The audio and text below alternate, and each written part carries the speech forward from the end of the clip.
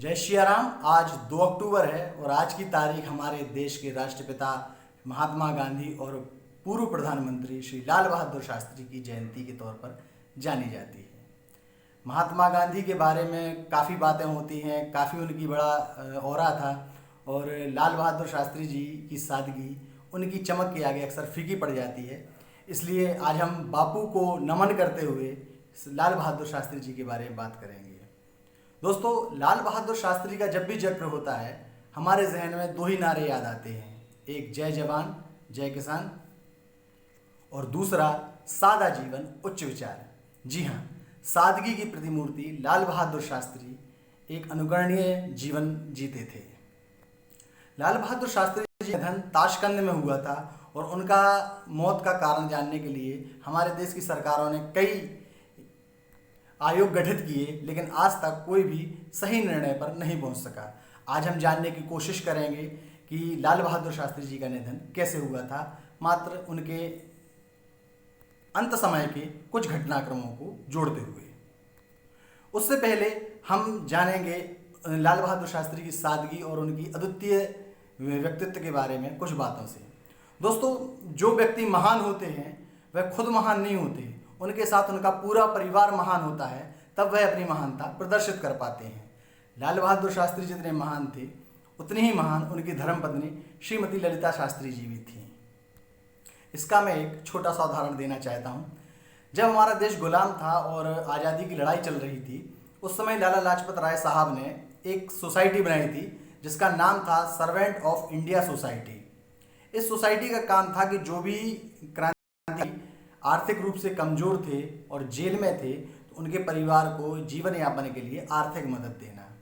लाल बहादुर शास्त्री जी भी जेल में थे तो उनके परिवार को यह संस्था 50 रुपये प्रति माह देती थी।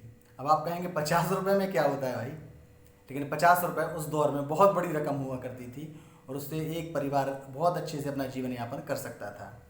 एक बार जेल से लाल बहादुर शास्त्री जी ने अपनी पत्नी श्रीमती ललिता शास्त्री जी को पत्र लिखा। उन्होंने पूछा कि सोसाइटी की तरफ से जो पैसा आता है वह समय पर मिल जाता है ना। यह पत्र पढ़कर ललिता जी ने जवाब लिखा। उन्होंने कहा कि पैसा तो समय पर मिल जाता है, लेकिन 50 रुपये बहुत ज़्यादा है। मेरे परिवार का खर्चा तो 40 रुपये में ही हो जाता है, 10 रुपये बच जाते हैं। मेरी समझ में नहीं आता इन 10 रुपये का क्या करूं। आप सोसाइटी से कहिए कि 40 रुपये ही हमारे घर में भेजें, इतने में हमारा परिवार अच्छे से अपना जीवन यापन कर लेता है। ललिता जी का पत्र पढ़कर शास्त्री जी बहुत प्रसन्न हुए। उन्होंने तुरंत सोसाइटी के अध्यक्ष को पत्र लिखा और उसमें लिखा कि हमारे परिवार का जीवन यापन 40 रुपये में भली भांति हो जाता है, बचे हुए 10 रुपये किसी अन्य ज़रूरतमंद क्रांतिकारी के परिवार को दिए जाएं, जिससे वह भी अपना परिवार अच्छे से चला सके। लाल बहादुर शास्त्री जी के बारे में एक किस्सा और है जो लगभग हर किसी ने सुना होगा, लेकिन उस किस्से की चर्चा किए बिना लाल बहादुर शास्त्री जी की चर्चा अधूरी है। लाल बहादुर शास्त्री जब देश के प्रधानमंत्री थे तब उनके बेटे ने उनसे कार खरीदने को कहा। उन्होंने कहा कि आप देश के प्रधानमंत्री हैं और आपके पास कार भी नहीं है। बेटे की बात सुनकर शास्त्री जी को भी लगा कि हाँ, एक कार तो होनी चाहिए। उन्होंने अपने सेक्रेटरी को बुलाया और पूछा कि मेरे खाते में कितने पैसे हैं। सेक्रेटरी वेंकट रमन जी ने बताया कि आपके खाते में 7,000 रुपये हैं। उस समय फिएट कार 12,000 रुपये की आती थी। शास्त्री जी को लगा कि पूरी जमा पूंजी खर्च करके कार खरीदना क्या सही होगा। उन्होंने भरत परिवार में चर्चा की, लेकिन फिर भी 5,000 रुपये कम पड़ रहे थे। परिवार इसके लिए एक मत था कि कार खरीदी जानी चाहिए, लेकिन 5,000 रुपये कम पड़ रहे थे। तो वेंकट रमन जी ने बताया कि आपको पंजाब नेशनल बैंक से लोन मिल जाएगा और आप बड़ी आसानी से कार खरीद सकते हैं। शास्त्री जी जैसे तैसे तैयार हुए और उन्होंने वह कार खरीदी। जब शास्त्री जी का निधन हुआ तो तब उनका कार का लोन बाकी था। देश की प्रधानमंत्री श्रीमती इंदिरा गांधी थी, वह उनके घर गई और शास्त्री जी की पत्नी श्रीमती ललिता शास्त्री जी से कहा कि आपके पति के नाम जो कर्ज है सरकार उसे माफ़ कर सकती है। लाल बहादुर शास्त्री जी ने अपना जीवन इस देश के लिए दिया है, सरकार उनके लिए कम से कम इतना तो कर सकती है कि उनका कार लोन माफ़ करे। ललिता जी ने, ये वही ललिता जी थी जिन्होंने 10 रुपये एक्स्ट्रा लेने से मना कर दिया था। ये वो महिला थी जिसके मन में कोई लालच नहीं था। वो जानती थी एक एक रुपये की कीमत देश के लिए क्या होती है। उन्होंने इंदिरा जी से विनम्रतापूर्वक कहा कि वो शास्त्री जी ने अपने बेटे के लिए कार ली थी, उसकी कार का एक एक पैसा मैं चुकाऊंगी। और ललिता जी ने अपनी पेंशन के पैसे से शास्त्री जी की कार का कर्जा चुकाया।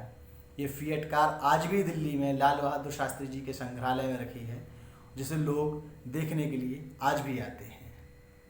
ये महज एक छोटा सा कर्ज चुकाने वाली बात नहीं थी, ये वह सोच की बात थी जिसको आज के नेताओं में नहीं देखा जा सकता है। आज कोई एक बार सरपंच बन जाए तो उसके घर में फॉर्च्यूनर और ना जाने कौन कौन सी कारों की लाइन लग जाती है और बैंक वाले उनसे वसूली भी नहीं कर पाते हैं। और एक लाल बहादुर शास्त्री जी का परिवार था जिनको प्रधानमंत्री ने, देश के प्रधानमंत्री ने कहा कि आपका कर्ज हम माफ़ करना चाहते हैं, और उस परिवार ने कर्जा माफ़ कराने से साफ इनकार कर दिया था। अब बात उस गंभीर विषय पर जिसको लेकर हमने अपनी वीडियो में चर्चा शुरू की थी, लाल बहादुर शास्त्री जी का निधन कैसे हुआ। मैं आपको पहले ही बता चुका हूँ कि लाल बहादुर शास्त्री जी की मौत कैसे हुई, इसकी जांच के लिए देश ने कई आयोग बनाए, लेकिन कोई निष्कर्ष पर नहीं पहुँच सका। मैं कोई जांच की बात नहीं कर रहा हूँ, मैं कोई निष्कर्ष की बात नहीं कर रहा हूँ। मेरा जो आकलन है मैं वो आपको बताना चाह रहा हूँ कि लाल बहादुर शास्त्री जी का निधन कैसे हुआ होगा। लाल बहादुर शास्त्री जब प्रधानमंत्री थे, उनके प्रेस सचिव थे वरिष्ठ पत्रकार कुलदीप नैयर। मैं जो बातें कहने जा रहा हूँ, ये सब बातें कुलदीप नैयर जी के संस्मरण से हैं। दरअसल 1965 के युद्ध में भारत ने पाकिस्तान को धूल चटा दी थी। भारतीय सैनिकों ने अपने शौर्य के बल पर पाकिस्तानियों को खदेड़ दिया था और हाजीपीर व ठितवाल वाला इलाका भारत ने अपने कब्जे में ले लिया था। 1966 में जब ताशकंद समझौता हुआ और यह तय हुआ कि अब दोनों देश प्रेम से रहेंगे, तब उस समय समझौते के तहत भारत को हाजीपीर और ठितवाल वाले इलाके पाकिस्तान को वापस करने पड़े। यह बात लाल बहादुर शास्त्री जी को नागवार गुजरी, लेकिन देश की शांति के लिए, अमन की एक उम्मीद के लिए उन्होंने दिल पर पत्थर रख के यह निर्णय लिया और हाजीपीर व ठितवाल वाला इलाका पाकिस्तान को वापस कर दिया।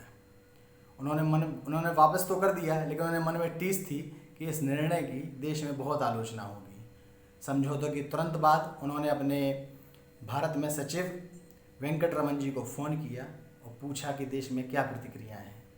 वेंकटरमन जी ने बताया कि कृष्ण मेनन और अटल बिहारी वाजपेयी जी ने आपके इस फैसले की कड़ी आलोचना की है और तीखी प्रतिक्रिया दी है। शास्त्री जी समझ गए थे कि उनसे गलत हो गया है, लेकिन वो जानते थे कि अमन की उम्मीद के लिए ये कदम बहुत ज़रूरी था। शास्त्री जी अपने साथियों के साथ बैठे थे, तभी पाकिस्तान के एम्बेसी आए और कहा कि समझौते की खुशी में दावत चल रही है। कुलदीप नैयर साहब और शास्त्री जी दोनों ही ड्रिंक नहीं करते थे, इसलिए उन्होंने उस पार्टी को अवॉइड किया और वहीं बैठ के बातें करने लगे। बैठक से ही शास्त्री जी ने एक ट्रंक कॉल बुक किया। ये ट्रंक कॉल था भारत के प्रधानमंत्री के निवास पर। जी हाँ, उन्होंने अपने परिवार से बात करने के लिए फ़ोन किया। फ़ोन शास्त्री जी की बड़ी बेटी ने उठाया। शास्त्री जी ने उससे हालचाल पूछा और कहा, अम्मा कहाँ हैं, अम्मा से बात कराओ। बड़ी बेटी ने बात बदलने की कोशिश की तो उन्होंने कहा कि अम्मा से बात क्यों नहीं करा रही हो। शास्त्री जी की बेटी बोली, अम्मा आपसे नाराज़ हैं बाबूजी। वो बोले, क्यों, अम्मा क्यों नाराज़ हैं, मैंने ऐसा क्या कर दिया। वो बोले, रेडियो पे अम्मा ने समाचार सुना है कि आपने भारतीय सैनिकों द्वारा जीते गए हाजीपीर और ठितवाल वाला इलाका पाकिस्तान को वापस कर दिया है। अम्मा इससे बहुत नाराज़ हैं और वो आपसे बात नहीं करेंगी। अब शास्त्री जी को लगा कि ये वाकई बहुत गलत फैसला हो गया। जब मेरे घर में मेरे प्रति विरोध के सुर उठ गए हैं तो पूरा देश मेरे बारे में क्या सोच रहा होगा। उन्होंने कुलदीप साहब से जाने के लिए कहा और अपने कमरे में चले गए। थोड़ी देर बाद कुलदीप साहब के कमरे का दरवाज़ा नॉक हुआ। वहाँ से एक रूसी अफसर ने कहा कि आपके देश के प्रधानमंत्री अब इस दुनिया में नहीं रहे हैं। कुलदीप साहब पहुँचे तो देखा एक बड़े से बिस्तर पर छोटे कद के लेकिन बड़े हृदय के लाल बहादुर शास्त्री मृत पड़े थे। दोस्तों, मेरा मानना है कि शास्त्री जी को यह सदमा लग गया था कि ताशकंद समझौते के तहत उन्होंने भारतीय सैनिकों के शोहरत से जीती गई जगह को, पाकिस्तान को वापस किया, इसलिए उन्होंने अपना दम तोड़ दिया। हालांकि इस दावे को मैं सच्चाई होने का दावा नहीं करता हूँ, ये मेरी व्यक्तिगत सोच है, क्योंकि सादगी की प्रतिमूर्ति लाल बहादुर शास्त्री जितने बड़े दिल के थे उतने ही मासूम दिल के भी थे। वो दिल से सोचते थे और अपने देश से बहुत प्यार करते थे। आज उनकी जयंती पर उनके चरणों में हम कोटि कोटि नमन करते हैं। जय हिंद, जय भारत, जय जवान, जय किसान।